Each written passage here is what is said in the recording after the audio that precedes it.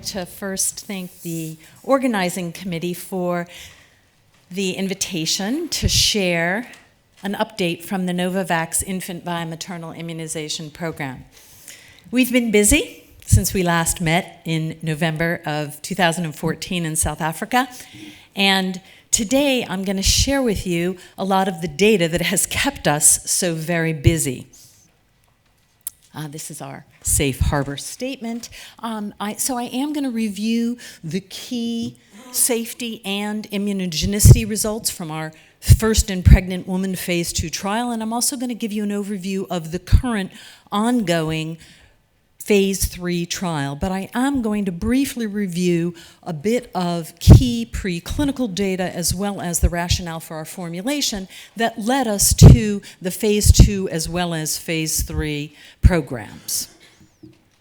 So this is our immunogenicity and efficacy data from our cotton rat studies, and it's a busy slide, so bear with me. On the left side shows all of the results from induction of the different immune responses, and this is our efficacy data. So we'll begin here with panel A. We compared our vaccine in increasing doses with equivalent doses of palivizumab. And what you can see, this is anti-F IgG, and we have robust responses that correlate with increasing doses of the vaccine that are similar or better than analogous doses of the palivizumab.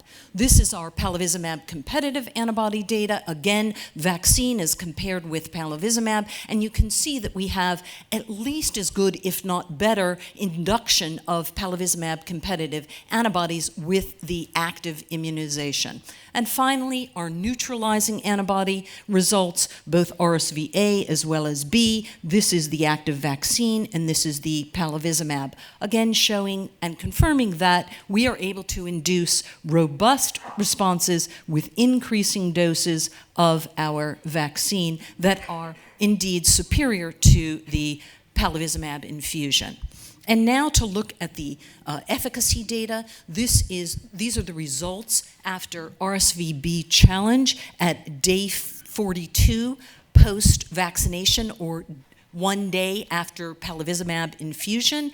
And this is lower airway, the lungs, and you can see suppression of the viral replication in the lungs in the vaccine group, which is at least as good, if not superior, again, to the palivizumab and, of course, placebo. Similarly, in the nose, we see significant suppression of viral load in the vaccine group that's at least as good, if not better, than the palivizumab. We then used harvested sera from immunized animals, and we passively immunized naive pups, cotton rats, and again in equivalent doses, we see this is RSV-A neutralizing antibody titers, again increasing doses of the pooled immunized sera in equivalent doses to palivizumab infusion, both the palivizumab competitive antibodies as well as the RSV-A neutralizing titers showing robust responses comparable, if not superior, to the palivizumab, and again showing efficacy in the lungs of the cotton rats with suppression of viral load that is equivalent, if not better, to the palivizumab. So, having established the immune responses, we then were interested in confirming transplacental transfer, and we moved on to guinea pigs. Guinea pigs are proving to be a very important model in maternal immunization because of their hemichorial placental architecture, which is similar to humans and therefore makes it a very relevant model for study of transplacental transfer. And this is all three antibody specificities, the anti-F IgG, the palivizumab competitive antibodies, and the neutralizing titers. And here we have both unadjuvanted as well as adjuvanted moms and their F1 pups, and we see efficient transplacental transfer, which is particularly augmented in the adjuvanted groups consistently. We then moved on to baboons, and we immunized pregnant baboons with 3 doses late in gestation, and we then challenged their infants at 4 weeks of age. And this is the data of the infants that were, this is the vaccinated group. We compared it to both, of course, unimmunized moms as well as palivizumab-treated moms. This is the vaccine group, and this is the placebo, and similarly here's palivizumab and placebo. And this is fold rise of respiratory rate, and you can see that there's a 2-fold decrease in the rise of the respiratory rate after challenge. Now, other observations which aren't detailed here in graphic form, we showed decreased peak viral load in BAL, 2 to 4-fold decreased leukocyte counts in BAL, normal pulmonary compliance versus decrements in the controls, and equal or lesser histopathology findings. And then for our formulation, so we were interested in establishing whether or not the adjuvant was needed and whether we would, a single dose or 2-dose regimen would be optimal.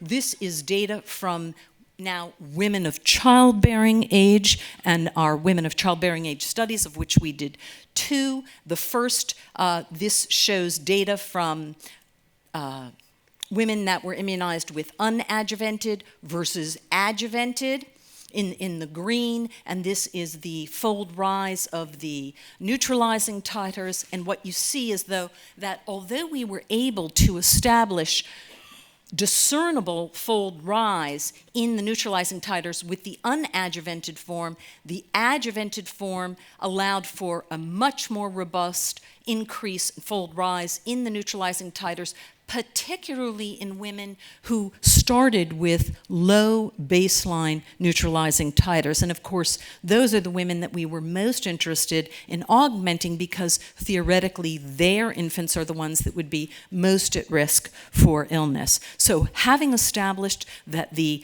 adjuvant was superior, we then moved to studies in which we looked at the best regimen. These are results from the 2-dose regimen, and you can see that it was 60 micrograms per dose versus a pooled 120 microgram single dose. And although the 2-dose regimen at late time points showed a larger area under the curve, with the single dose regimen, we had a robust peak early by 14 days.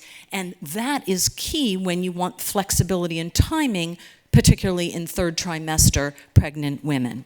So having established our dose regimen, and we were also able in these studies to establish that the optimal dose of the adjuvant, the alum adjuvant, was 0.4 milligrams. So having established that dose, formulation, and regimen, we moved on to our first in pregnant woman trial. We started that just as we were meeting in the fall of 2014. So we had our first, we technically started in September of 2014. It was, of course, a small study, 50 women only. It was US only, and women were 18 to 40 years of age.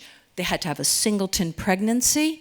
And as I said, the dose was the 120 micrograms with the 0.4 milligrams of the alum as a phosphate salt as compared with placebo.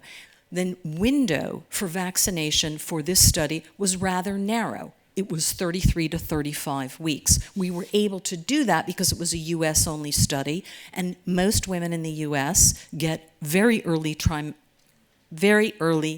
ultrasounds, first trimester, so there was confidence in the dating of those pregnancies.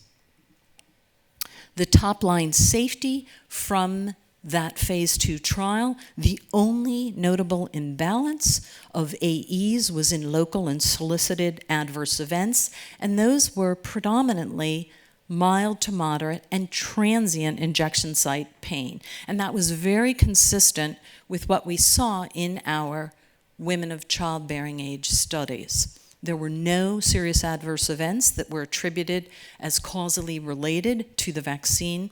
For the infant safety profile, we actually saw no imbalances in the AEs, and again, there were no SAEs that were attributed as causally related. We were very meticulous about the events that we did follow. We used the Brighton collaboration guidance to dictate the specific events that we would follow, and so we were very careful about immediate post-vaccinal antenatal events as well as labor and delivery and immediate postpartum events. There was a single imbalance that was noted, and that was a higher rate of cesarean section in the active group, and upon further analysis, we were able to attribute that to past obstetrical history. Specifically, the women in the active group had more prior repeat cesarean sections, in fact, more than one. And in addition, I think notably, as an obstetrician, there were no fevers. And we know that we never want to elevate the core body temperature of a pregnant woman because that is the one thing that is linked to anomalies.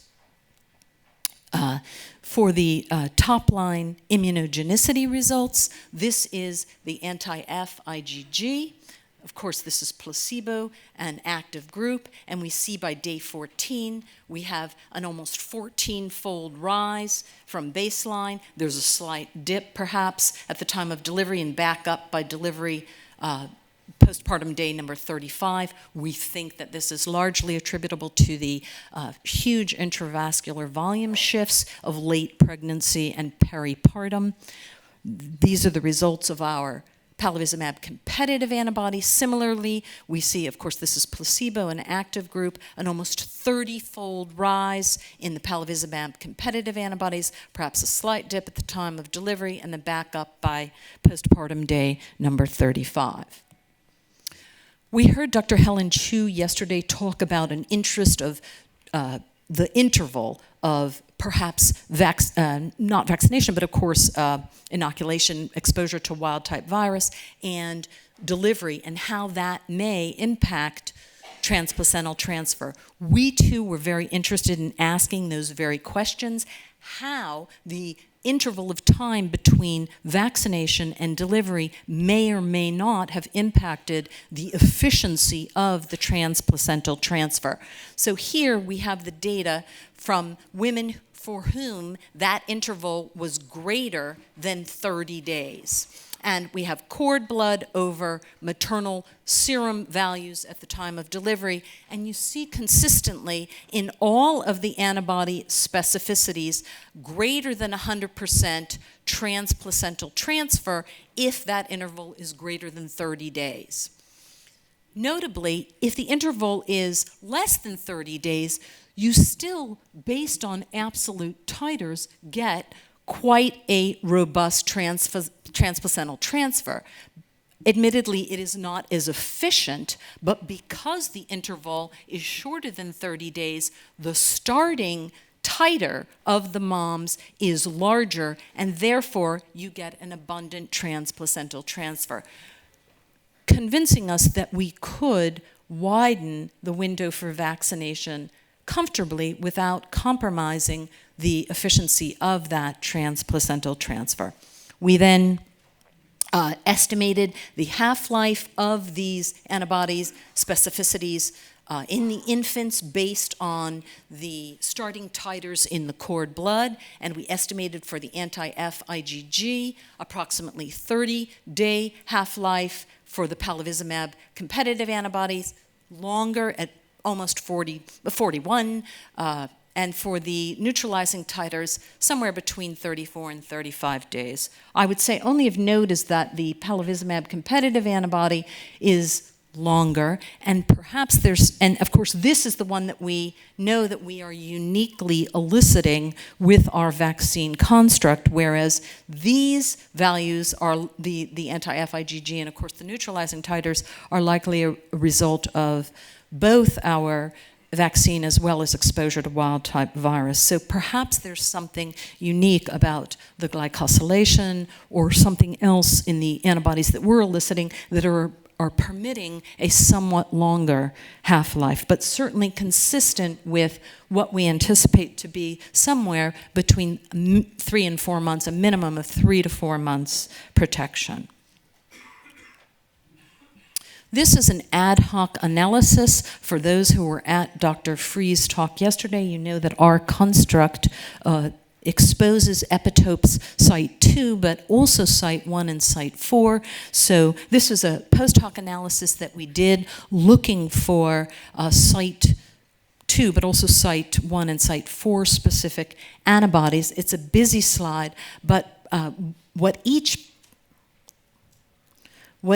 panel shows is that these are, in each group, the placebos, and this is the vaccine, and this is mom and infant. And so, for example, with the site 2 palivizumab competitive antibody specificity, you see perhaps a smattering of individuals that have some level of the site 2 in the placebo group, but the majority of the individuals are below the lower limits of quantification. Whereas in the treated group, you see an 8 to 12-fold rise, and this is a log scale, and you see very efficient transplacental transfer, as this represents the cord blood values. And we see this consistently with the site 1. Again, here's placebo, with most of the individuals below the lower limits of quantification, and actively treated. Similarly, placebo, active, and finally for the site 4, placebo and active. So we established that the vaccine was well tolerated. We had antibody responses in pregnant women that were analogous to what we saw in our women of childbearing age studies. We saw that the peak maternal response was at 14 days, and that we established efficient transplacental transfer of all 3 antibody specificities. As I said, we also established that we could have a flexibility in the timing for the maternal immunization, and so indeed in our phase 3 trial we have widened the window for vaccination. We observed that half-life of approximately 41 days. Tony's, I got the hint.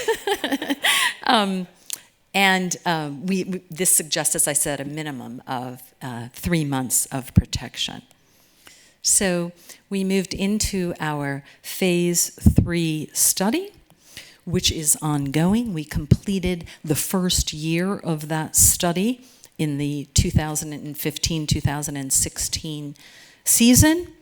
The goal is to determine the immunogenicity and safety of the vaccine, of course, in the pregnant women themselves, but then, of course, as it is the pivotal efficacy study, we're looking at efficacy in preventing RSV, lower respiratory tract illness in their infants. It's randomized, it's observer blind, placebo-controlled, and it's a group sequential design, and so it will be up to 8,618 subjects over up to 4 years. The first year of the study, we had 5 countries: the US, South Africa, Australia, New Zealand, and Chile. In year 2, we are expanding to Argentina, the UK, Spain, Italy, and we hope Mexico and the Philippines.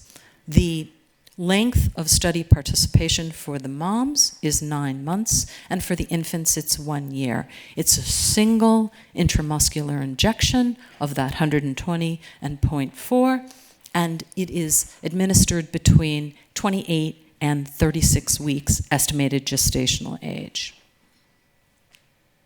The primary objective is efficacy against RSV confirmed lower respiratory tract infection with hypoxemia, defined as an O2 sat less than 95%.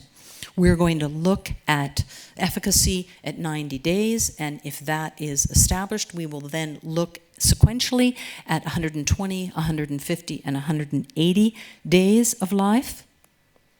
Key secondary objectives include looking at efficacy against RSV, lower respiratory tract illness with severe hypoxemia, defined as O2 sat less than 92%. We're also going to look at hospitalization rates, death, and all severities of lower respiratory tract illness. I know I'm out of time, so I'll just finish by saying that this phase 3 study is being performed under close surveillance of a data safety monitoring board, and that data safety monitoring board is looking at, of course, unblinded data in an aggregate manner, cumulatively, every month during enrollment. And the DSMB is composed of both pediatric as well as obstetrical experts. And to date, the DSMB has met 7 times, and after every one of those meetings, at which, again, they look at unblinded data, their recommendations have been to continue the trial without any alteration in the design. And I'll finish there.